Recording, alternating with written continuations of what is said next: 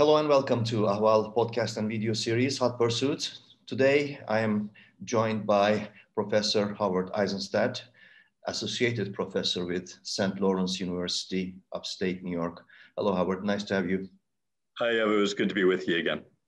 Well, we have some issues to talk about. Of course, these are high times for Turkish-American relations, and I did a series of talks with top experts, and I would like to hear your takes and comments and assessments as well about the state of things between Washington, D.C. and Ankara. And things seem very tense, to say the least, but there are, issues and sub-issues to discuss.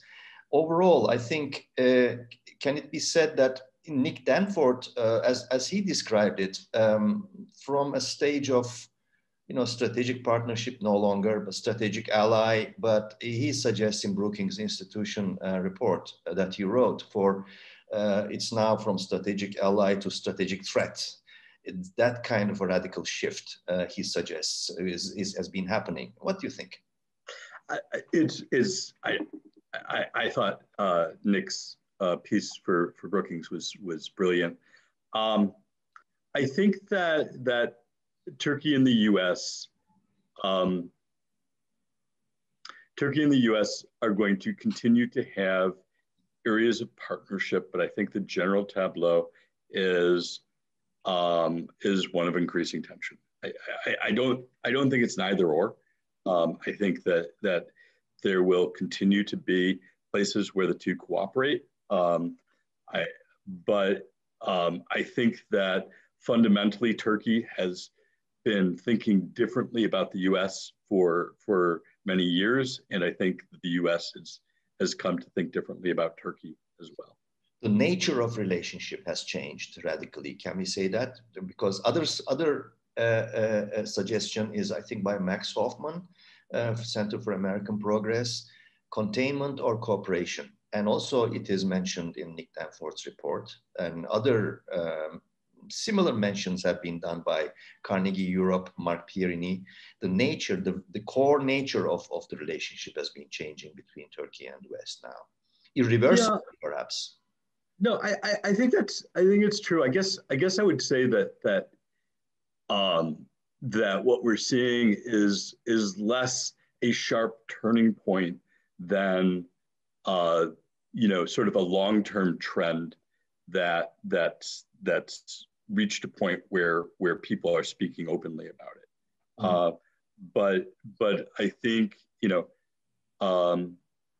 at its core, Turkey sees itself as an ascendant power, and it sees the United States as a declining hegemon. And as such, Turkey's looking for ways to assert itself without sort of cutting all ties or breaking all relations. There's still benefits for Turkey to engaging with the U.S., but I think fundamentally it sees the U.S. as not simply a rival, but a declining rival. With a lot of suspicion all over it. Yeah, I mean, and we can talk more about this later, but I tend to take Turkish political leaders' rhetoric literally much of the time, and I think when Soylu talks about Turkey as being behind, or the U.S. as having a hand in the attempted coup of 2016, I think that we should take that seriously and assume that there's a level of belief there. What, in your opinion, caused this massive foreign policy change in Ankara ever since, let's say, the shift of power from Obama to Trump administration? Let's go back like 4 or 5 years, attempted coup, maybe even before. What do you think the root causes or main causes are about this change? Was it sort of filling the vacuum, utilitarian approach, okay, Trump is no longer in the region, let's fill in the vacuums and do, or some, what do you think? So I'm actually going to go back 20. I'm a historian, so I'm inclined to do this. Yeah, I'm going to go back 20 years, maybe even 30, and say that Turkey's basic end of the Cold War, you mean? Yeah, that Turkey's basic assessment that the United States is a declining hegemon is accurate. That the United States is in fact a relatively less powerful state. That there has been a broad trend, certainly since the end of the Bush administration, so the beginning of the Obama administration, for the U.S. to look for ways to become less directly engaged with the Middle East. And as such, there is space for regional powers, Turkey, Saudi Arabia, Iran, Israel, to sort of step into the gap. And I think that it's utterly unsurprising that Turkey, which has long believed, and by long I mean for many decades, believed that it had a natural role of leadership, not only in the region, but in the world, to try to step into that gap. It has the wherewithal, it has the sense of sort of national mission. And so at a very basic level, I think that much of this is structural. I think that US decisions and Turkish decisions along the way certainly facilitated and exacerbated a greater break. And again, I would start with the U.S. invasion of Iraq as sort of a major turning point, and the failure of that invasion, right? The failure of the U.S. to accomplish its goals of sort of stabilizing Iraq. It seems to me that it was clear that Turkey would take a more aggressive role. There, we can go through the long list of ways in which the U.S. and Turkey have worked at cross purposes, the ways in which Turkey has seen its strategic, what it sees as core strategic values undermined. We can talk as well about Turkish mismanagement, and I think there's been plenty of that. But to my mind, the core of this is actually structural and in a sense natural. Did it need to be as rancorous as it is? No, absolutely not. And I think there's certainly a fair amount of mismanagement on both sides that made it worse than it needed to be. Mm. And if you look at the past 5 years, come closer to today, you hear very many views. Erdogan's viewpoint is United States is behind this coup, which doesn't seem to have changed. Even there are some suggestions that the S-400 purchase is linked to that sense of intimidation, fear, and also the power structure in the period 30 years ago is entirely different than the power structure now in Turkey. Actors are different. Those were the times where people spoke a lot about military tutelage, and now we have different stage. We have a very powerful Diyanet. We have a very, very powerful ultra president or super president, and also his coalition, loose coalition, but ideologically quite glued to each other, like synthesis of Islamists and ultra-nationalists. So that kind of constellation, I think, needs some explanation as well for the what Nick Danforth calls combative foreign policy or combative regional policy. So, and I'm instinctively contrarian, so it's not that I entirely disagree with you, but Eurasianist trends. Diversity of opinion is always valuable. Eurasianist trends have been a large element of even the Kemalist military for a long, long time. Yes. sort of the ambitions that I talked about, I think that those are actually sort of a consensus among a whole series of different, what we would think of as typically factions within Turkey. I don't see the break as ideological per se, though I think that there are ways in which the Islamist elements of Turkish foreign policy are more pronounced in moments, in specific places, but there's certainly a breach between then peace at home, peace in the world motto of Atatürk and today. I think the big difference is the context in which Turkey's acting. But here's the way that I think things have changed pretty radically. The first is that I think the Syrian civil war and the U.S. and Turkey working at cross purposes there greatly exacerbated tensions, and I think fundamentally the two states had what they saw as core interests in Syria, and they weren't aligned. And the U.S. support of the YPG, I don't think it came out of thin air. I think it came out of those disagreements, but I think that it represented a fundamental break.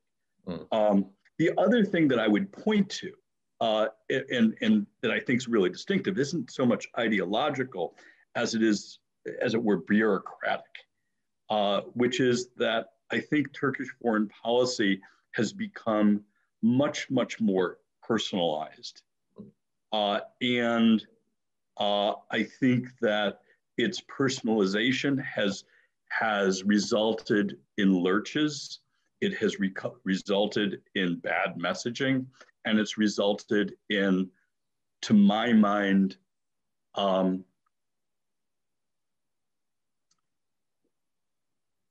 very incautious decision making. And I think that, so if you want to put us on a shorter time frame, and again, 5 years is a little bit too short for me, but the last 10 years, I think the personalization and the pushing aside of sort of bureaucratic input and bureaucratic wisdom has fundamentally changed the tenor of how Turkey engages with its allies. It's interesting because it's about the decade we are talking about, actually, because of the Mavi Marmara incident, which is about 10 years ago, and also more. Yeah, and the 1 minute moment at Davos, right? So right around 2009, I guess, would be. And also the almost entirely personal intervention of Erdogan in tearing apart protocol process with Armenia, which is also about 10 years ago. I think your assessment is correct in a way, that those were sort of very strong signs about those changes that were to take place. And let's think about, again, sort of a context that was the moment I think predates the Arab uprisings. But the Arab uprisings really accelerated that process, because Ankara was convinced, Erdogan was convinced, that the Arab uprisings represented Turkey's moment. And it engaged very, very aggressively in trying to shape events in ways that, it's come with successes and failures, but it wasn't particularly interested in coordinating with the West. Rather, it saw itself as being in a position where it could lead the West. And I think that ambition is not something that we would have seen with the old guard. The old guard would have taken a very cautious approach to the Arab uprisings. Right. But the reactions when it started to fail, I mean, there was an over-optimism, especially by Davutoğlu, etc., that the Syrian war would end in 6 months, and etc., etc. None of these predictions proved to be true. And then the reactions came like in a domino effect, like Turkey losing its regular relationships with Egypt, with Israel, very, very cold relationship with Lebanon. The entire neighborhood turned against it, which we see the results of today. And then what we see now is a sort of a showdown between Washington and Ankara. So reactions were like 180 degrees to what that optimism was representing. And I think that needs also some explanation. As you said, in conscious decision making, is it sort of impulsive sort of decision process that sort of alienated all the institutions, basic institutions of Turkish state, which also happened? I'm not sure I understood the question. No, the question is how to explain this turning against all these regional actors when Arab awakening, backlashed. And yeah, I mean, I guess and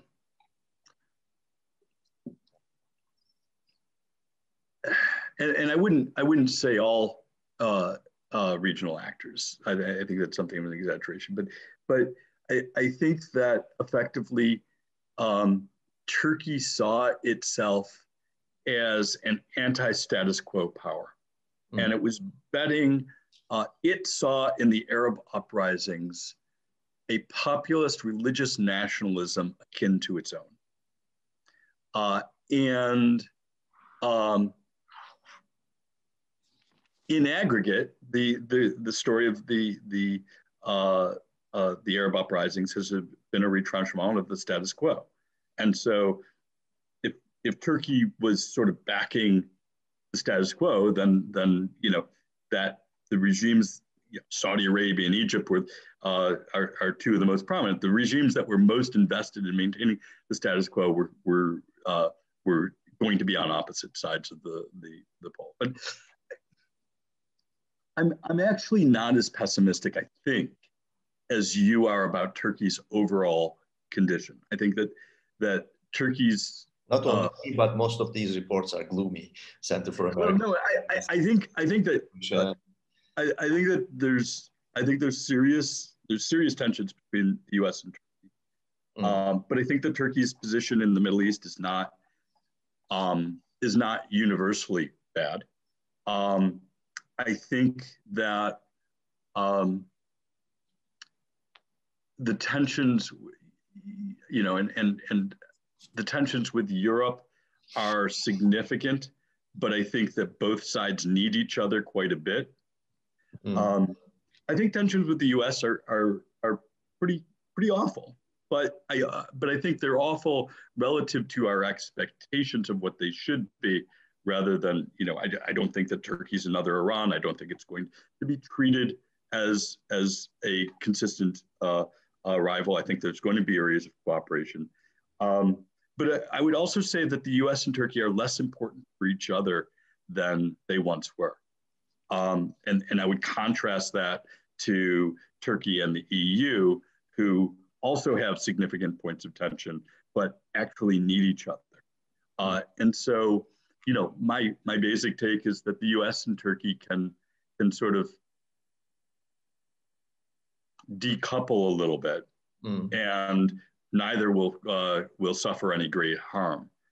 Turkey's relationship with the EU is very different. They're much more intimately tied. The economic relations are much more significant. The political repercussions of a real break are much more significant. And I think they have to the extent that we're talking about Turkey and the West, I think that we need to separate out Turkey and the US and Turkey and the EU.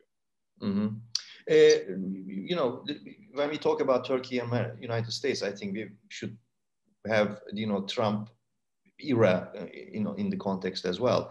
You have been a very sharp and constant observer of these shifts and changes and shades and light and everything about these relations in the past 5 years, following the failed coup and takeover of Trump in November 2016.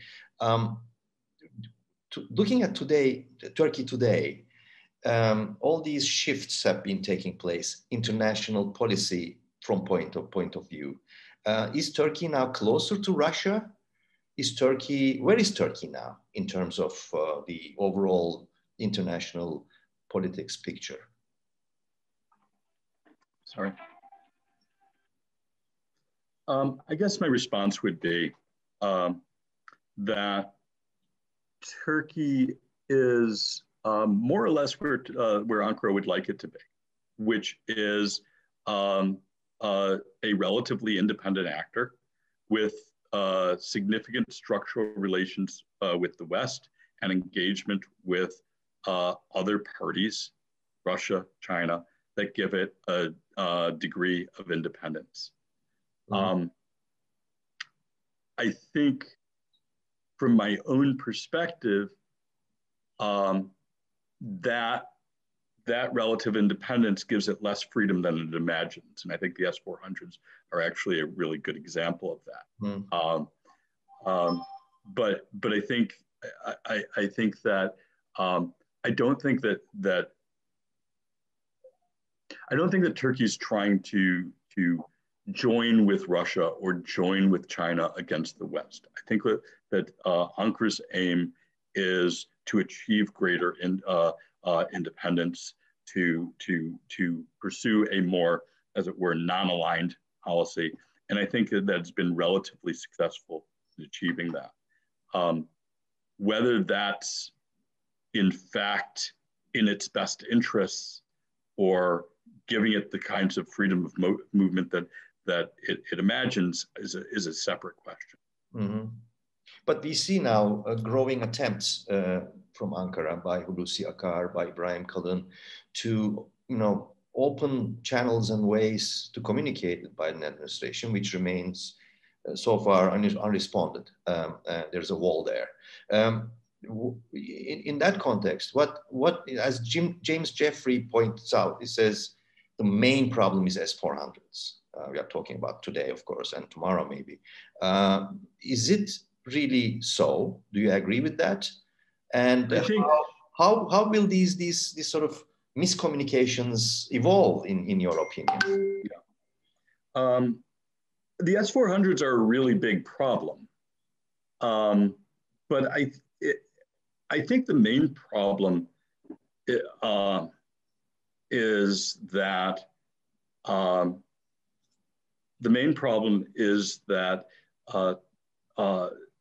Turkey would like to maintain as much cooperation with the West as it can, but on its own. Also, what's that? On its own terms. On its own terms. And the question is, as you transition to that sort of relationship, what are the terms? I mean, the S-400s to me are less they're a significant problem, but they're also reflective of a larger problem, which is that Turkey, quite rightly, said, well, we're a sovereign state. We have the right to make choices that we see in our best interests. But when you're making those sorts of choices, you have to recognize what those choices mean for other parties and what those other parties' response might be. And I think that Turkey has assumed that transactionalism would simply mean Turkey was going to, take the steps that were in Turkey's best interest, and its partners would accept that. And that's not how transactionalism works. Right. And other than that, S-400 issue, which I think will continue to be an headache, other flashpoints that you see that we will be facing in the near future? Um,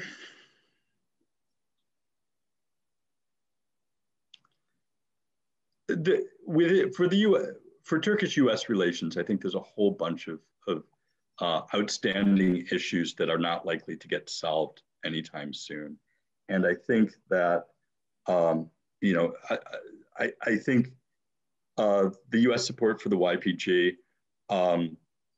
If I were advising Turkey, I would say, let sleeping dogs lie, and the problem will go away over time, because I don't think that the U.S. has any long-term interest there. But that's not the way that message wouldn't be received in Ankara, and it's not the way Ankara perceives it. I think the Halkbank issue is going to loom large. I think in about 2 weeks or 3 weeks now. Is that true? Okay. I think that's, I think in a sense, I think what happened with some of these issues is that the Erdogan government bet on good relations with Trump, sort of putting these things in hibernation, and that strategy is obviously not going to work. And so we're just going to have to live with these tensions. But I don't see, in the end, the growing tensions between the U.S. and Turkey aren't existential. I think they're going to get worse. I think the bigger issues are in the Eastern Mediterranean, Cyprus, and the U.S. is frankly a relatively marginal player in those tensions. And those, from Ankara's perspective, I think its relations with the EU are the much more serious ones.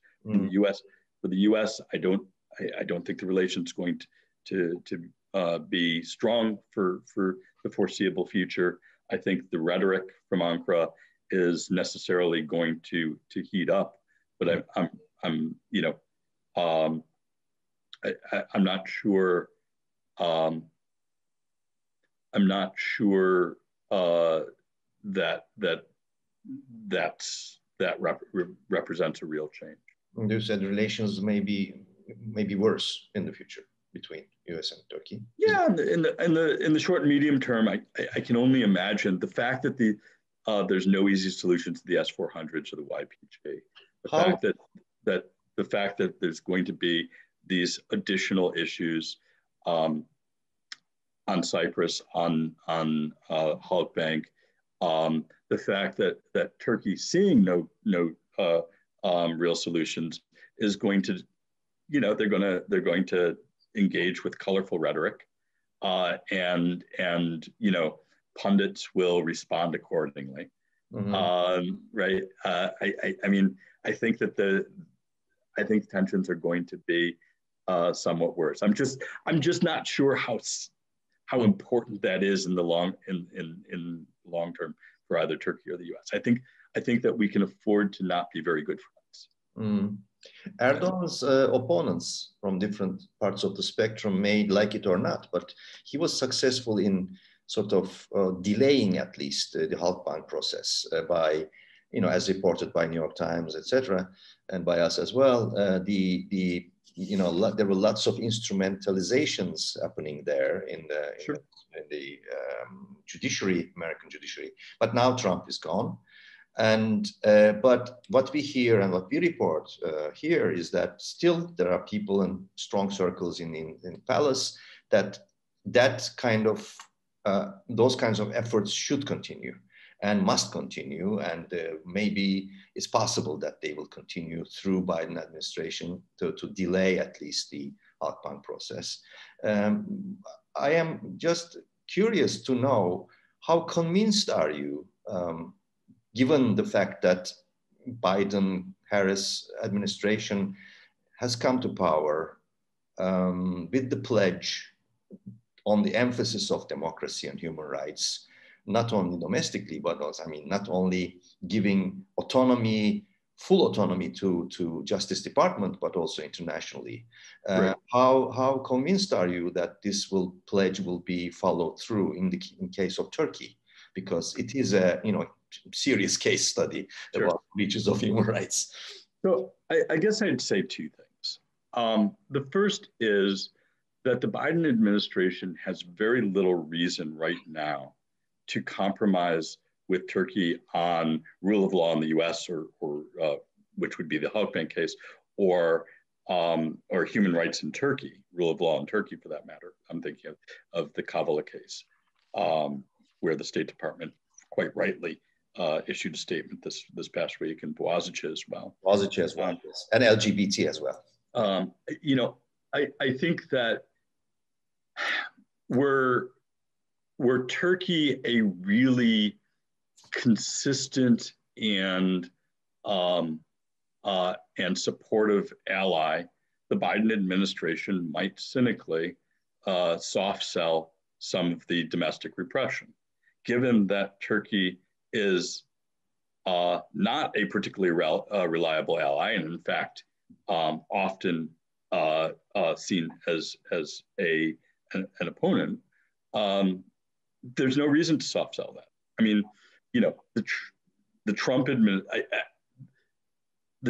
the Trump administration, which was very easygoing about repression in Russia or Turkey, was quite vociferous about repression in Iran. So I think one level of this is, yes, the Biden administration might turn a blind eye to some of the repression at home, but it has no reason to, right? There's no sort of practical reason to avoid talking about these things. The second component, and maybe the more important one, is I think that the Biden administration has come in with a general strategy of reinforcing that America is back, by which they mean that the America of rule of law and international relations and sort of institutional connections, the United States that work through institutions and follows law and says and supports those things which we expect the United States to support, that the Biden administration wants to reinforce the message that those things are back in play. And we're seeing this across the board, not just on Turkey. But I think that if there's hope that somehow the Biden administration is going to finagle things on the Halkbank, I think that in a larger strategic sense, not just about Turkey. Turkey's one small country from the U.S. perspective. Mm. In a larger strategic sense, that goes against the grain of what the Biden administration is trying to do. The Biden administration overall is trying to demonstrate that institutions and laws and rules are back in play, that the sort of ad hoc transactionalism and personalized relations that defined the negotiations with the Trump administration are no longer going to be sort of determining forces in U.S. policy. Mm-hmm. And that will not make the relationship between Turkey and America easier, of course, this kind of approach. No, Trump was a godsend for Turkey. I mean, I don't think he was a godsend for Turkey. I think he was a godsend for the Erdogan administration. Right?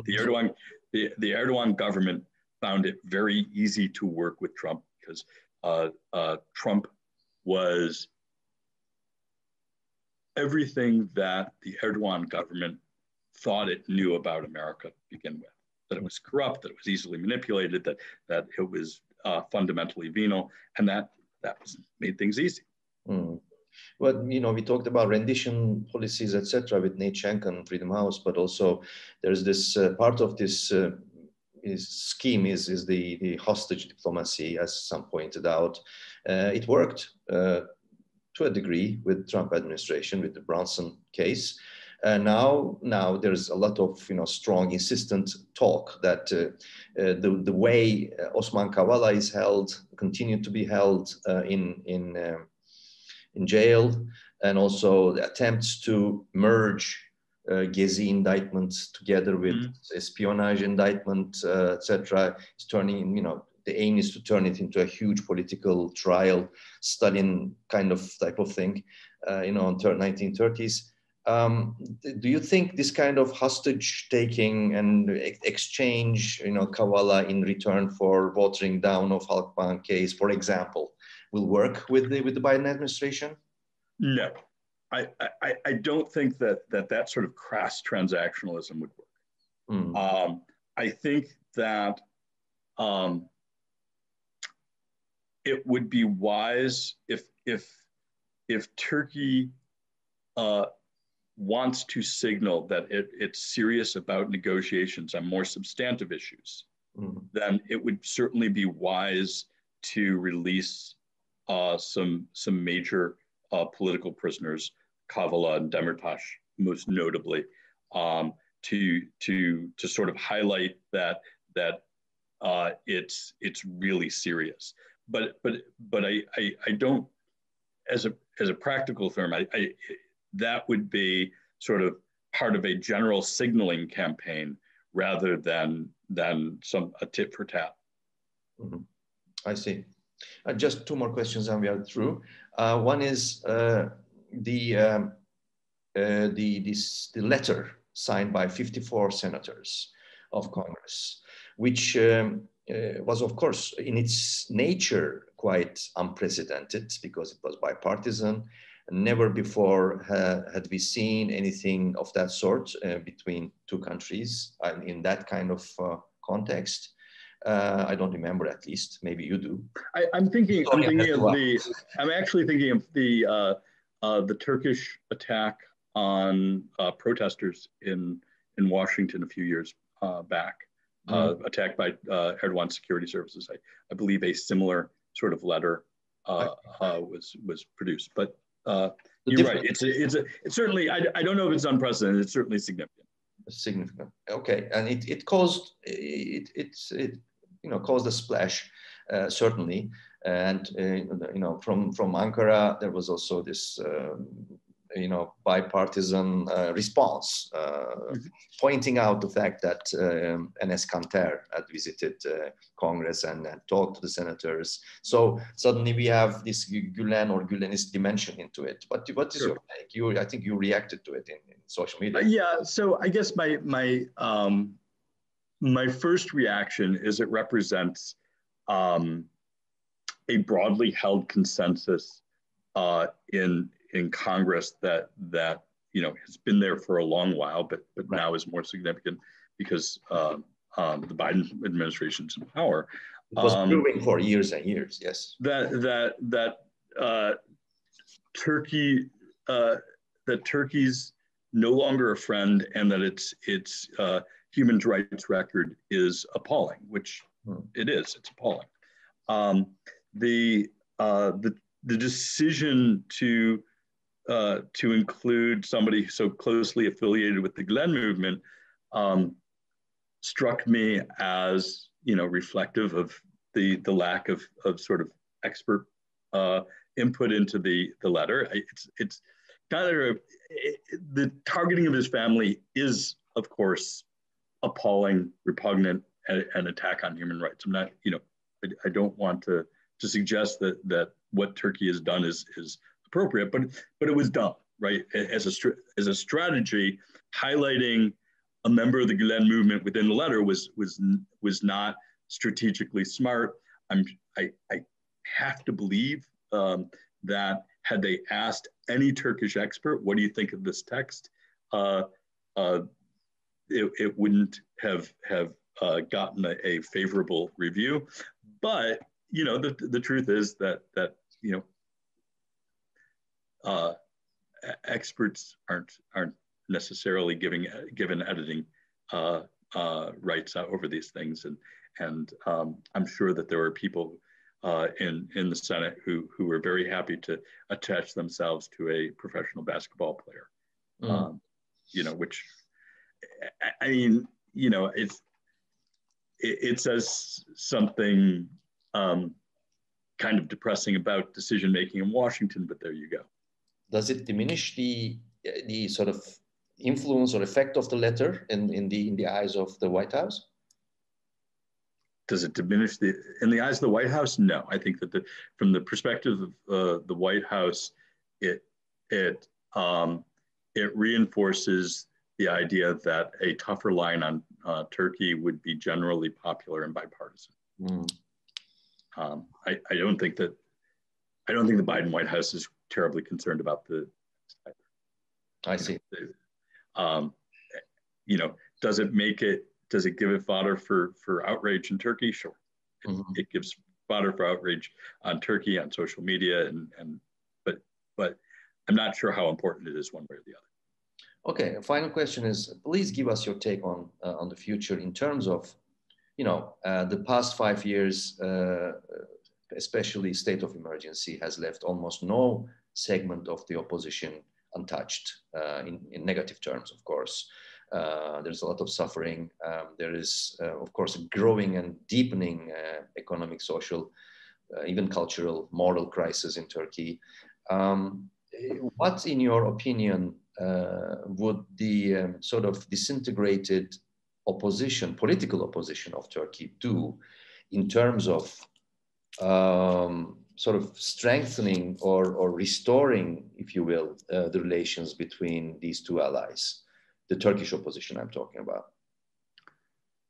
I'm not sure that the Turkish opposition has much that it can do, at least publicly. Privately, of course, they can send all the messages they want, but I'm not sure that they can do much tangibly in public, and frankly, I'm not sure that it would be wise to do so. I'm not sure that Erdogan would much prefer going and will do everything in his power to go into the next election with, and I remain convinced, or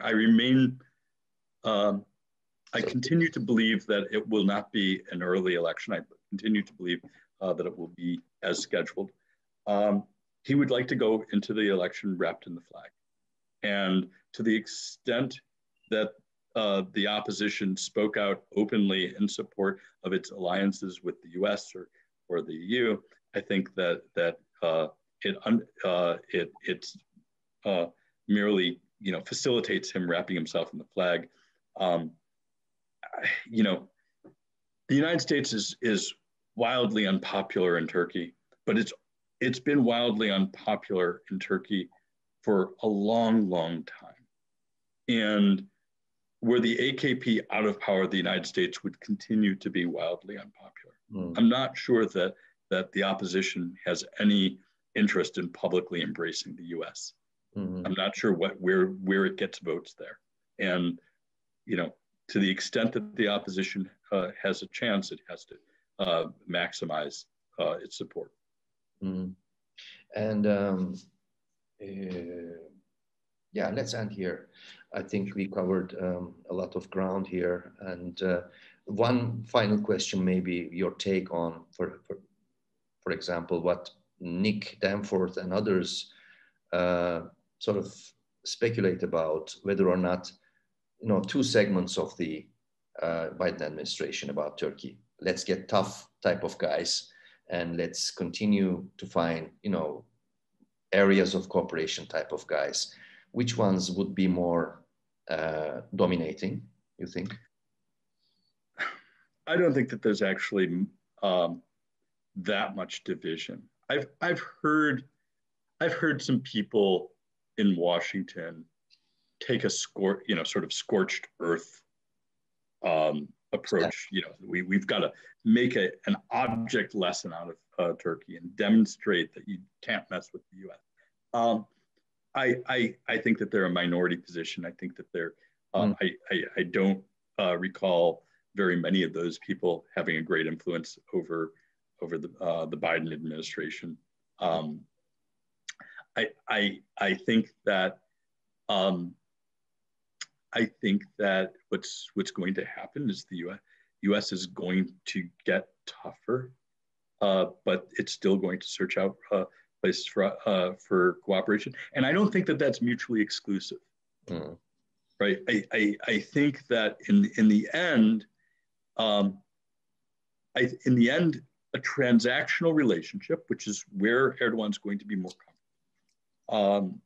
I think that's fine, but transactions require both sides to recognize what the other side wants and needs, and so getting tougher and moving towards a more transactional relationship, they're not mutually exclusive.